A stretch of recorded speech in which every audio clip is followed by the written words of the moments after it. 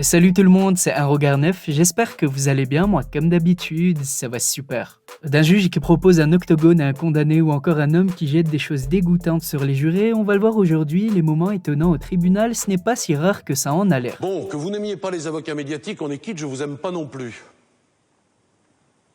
Et nous ne partirons pas en vacances ensemble au mois de juillet. On part donc tout de suite à la découverte de 9 scènes vraiment étonnantes qui ont eu lieu dans des tribunaux. Maître, c'est l'occasion de faire preuve de talent. C'est parti. Numéro 1. On commence la vidéo avec Corey Webb, un adolescent jugé au Texas pour avoir tiré sur un policier dans une prison pour mineurs en 2010. Le problème, c'est que lors de ses différents passages devant le juge, il est insolent, ne veut pas se taire et parle sans s'arrêter malgré les avertissements du juge. Et après plusieurs réprimandes, Corey fait le geste de trop, il déboutonne son pantalon et se met à uriner dans la poubelle du tribunal. Et après ce geste dégoûtant qui, vous vous en doutez, n'a pas du tout plu au juge, le juge lui a dit « Je ne sais pas comment vous avez été élevé, mais uriner dans la poubelle d'une salle d'audience est un comportement très inapproprié. » Et bien évidemment, l'avocat en a profité pour faire plaider la folie à son client et demander un test mental, mais ça n'a pas marché. Il a finalement été condamné à 50 ans de prison.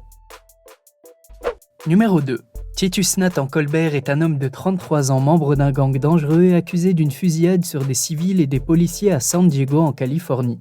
Il est donc logiquement arrêté afin de comparaître devant le tribunal, mais tout ne se passe pas comme prévu. Le juge est obligé de le faire sortir car Titus ne s'arrête pas de parler et répète constamment la même date, le 1er mai 1776. May 1st, 1776. May 1st, 1776. May 1st, 1776. May 1st, 1776. Et accrochez-vous bien car cette date n'est pas prise au hasard, mais c'est tout simplement la date de la fondation de la Société des Illuminati. Et en répétant cette date, l'accusé voulait probablement montrer son allégeance à cette société secrète qui inspire les plus folles théories du complot. May 1st, 1776. I stand for New World Order. Bon, désolé pour lui, mais ça n'a évidemment pas marché, il est aujourd'hui derrière les barreaux et a été condamné à 20 ans de prison.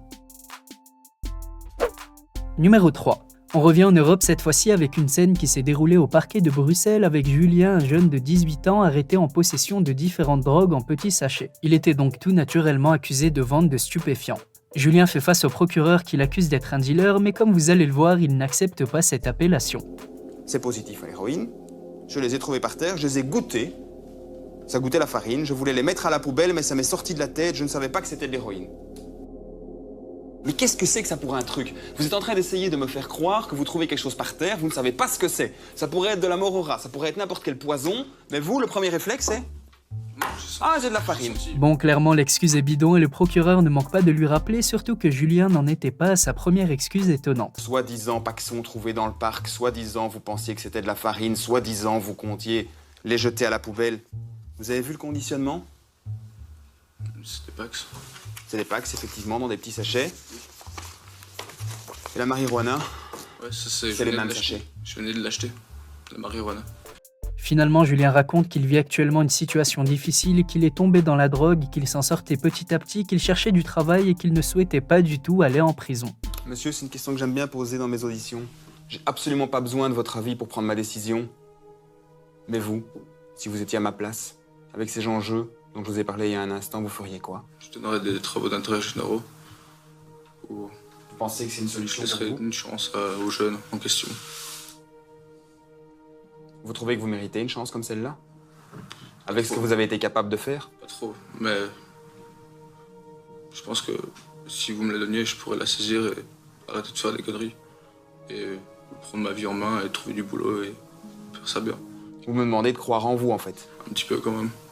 Parce que comme je vous ai dit, je vais rarement bien m'en sortir et pas aller en prison. Julien risquait jusqu'à 10 ans de prison ainsi que des milliers d'euros d'amende et il est finalement renvoyé devant le tribunal correctionnel plusieurs semaines plus tard. Et après un suivi du médecin et plusieurs efforts de sa part, il est condamné à 120 heures de travaux d'intérêt généraux et une peine de 1 an de prison en cas de non-accomplissement. Il est en effet nécessaire de vous faire prendre conscience du caractère inacceptable de votre comportement. Julien est finalement condamné à une peine de 120 heures de travail ou 1 an de prison s'il ne les effectue pas. Numéro 4, l'homme qui chante au tribunal.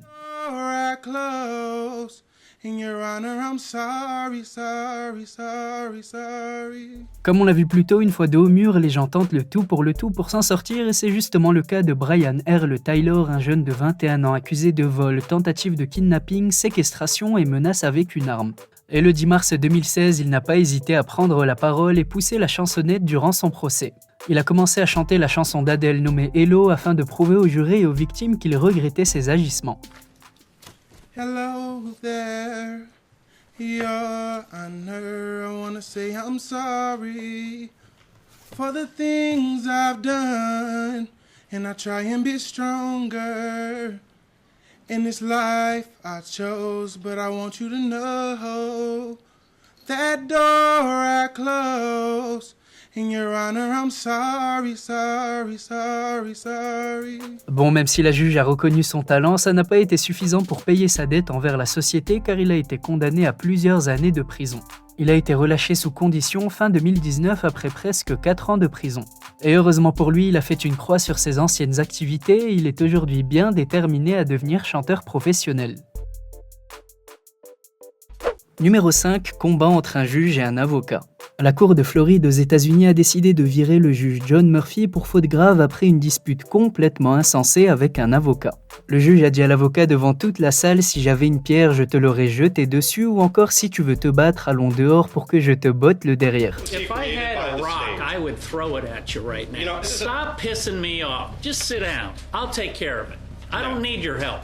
No, you know what? I'm the public defender. I have a right to be here and I have a right to stand and represent my clients. If you want to fight, let's go out back and I'll just beat your ass.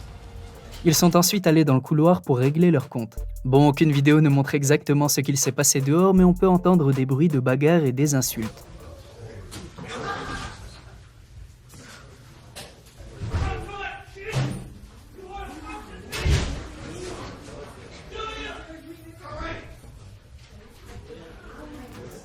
Et pourtant, de base, la dispute était simplement partie du fait que le juge ait demandé à l'avocat de s'asseoir, mais il a refusé en affirmant son droit de se lever pour défendre son client. Puis après un suivi psychologique et plusieurs mois de suspension, le juge a pu reprendre son poste. Numéro 6. On continue avec Wendell Hollingsworth, un homme de 43 ans lors des faits qui a été condamné à plus de 20 ans de prison pour vol à main armée en 1992. Finalement, il a été libéré un petit peu plus tôt que prévu en 2006, mais ses longues années de prison ne lui ont pas servi de leçon et il a repris ses activités de braquage seulement quelques mois plus tard. Dès sa sortie de prison, il a recommencé en volant une voiture, braquant un refuge pour animaux et une église et il a à nouveau été condamné en 2007. Bon, par contre ici, vous vous en doutez, la sentence a été beaucoup moins clémente et le juge l'a condamné à purger 93 ans de prison. Le juge lui a dit « Vous aviez des choix, vous les avez faits et à partir d'aujourd'hui, vous ne serez plus jamais une menace pour la société. » Et comme vous l'avez compris, ça ne lui a pas plu du tout et il a décidé de s'en prendre à absolument tout le monde, juré, police et même à son avocat en lui mettant un coup de pied. Comme vous le voyez à l'écran, on lui a même mis un ruban autour de la tête afin qu'il arrête d'insulter les gens qui étaient présents. Bon, évidemment, il s'est vite fait maîtriser par la police qui ont utilisé des tasers et Wendell est aujourd'hui derrière les barreaux. Numéro 7. On a vu plus tôt l'homme qui urine dans la poubelle, et bien tenez-vous bien car on n'en a pas fini avec les choses pas propres. Originaire de la ville de Springfield, et non ce n'est pas Homer Simpson, Rick Hand a complètement pété les plombs quand il a été condamné à une peine de 40 ans. Il a été condamné pour ses liens dans une série d'environ 30 vols à main armée. Et après avoir reçu sa sentence, Hand a sorti une bouteille d'urine et d'excréments et l'a jetée sur les membres de la salle d'audience.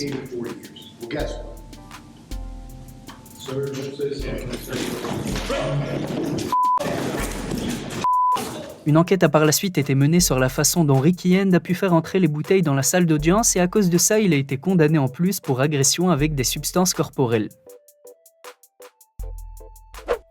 Numéro 8. Jeremy Christian est un homme accusé d'un double meurtre raciste dans un train aux États-Unis. Il s'est attaqué à une femme noire et à 2 adolescentes qui portaient le voile et alors que certaines personnes essayaient de l'en empêcher, il les a poignardées et a blessé une 3e personne. Il a été confronté au tribunal à une victime ayant survécu à l'une de ces attaques et lorsqu'elle s'en est prise à lui, il l'a insulté et lui a dit une phrase digne d'un vrai psychopathe. Il lui a dit « J'aurais dû te tuer quand j'en avais l'occasion ».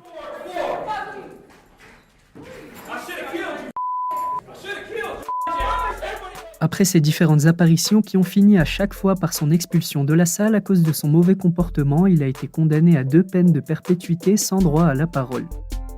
Et le numéro 9. On termine la vidéo avec Damon Kemp, un homme qu'on avait déjà vu dans une autre vidéo mais qui rentre bien dans le thème de la vidéo du jour.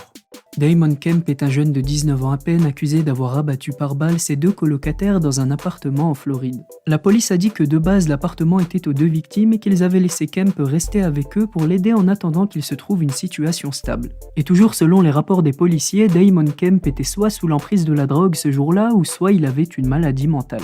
Et la thèse de la maladie mentale est très évoquée car une fois son meurtre fait, il s'est dirigé vers le parking près de l'immeuble et a crié « J'ai tué mes amis, j'ai tué mes amis » et sa folie a continué même lors de son procès. Dès qu'il entre dans la salle, il hurle sans s'arrêter jusqu'à ce que les policiers le fassent taire puis il s'assoit et écoute le juge en ayant l'air d'être complètement dingue.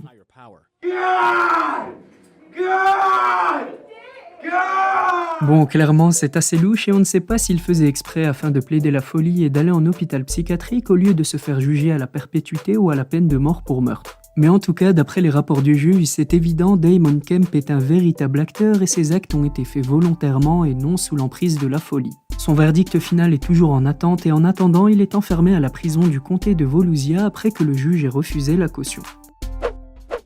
C'était tout pour moi la team à regard neuf et j'espère comme d'habitude que cette vidéo vous a plu. Si c'est le cas, n'hésitez surtout pas à laisser un petit pouce bleu, à me donner vos avis en commentaire et à vous abonner si ce n'est pas déjà fait. Comme je vous l'ai dit plus tôt, je suis également sur les réseaux sociaux et particulièrement sur Instagram, alors je compte sur vous pour aller y jeter un coup d'œil, le lien est dans la description. Sur ce, on se dit à très bientôt pour une toute nouvelle vidéo, prenez soin de vous, portez-vous bien et à la prochaine.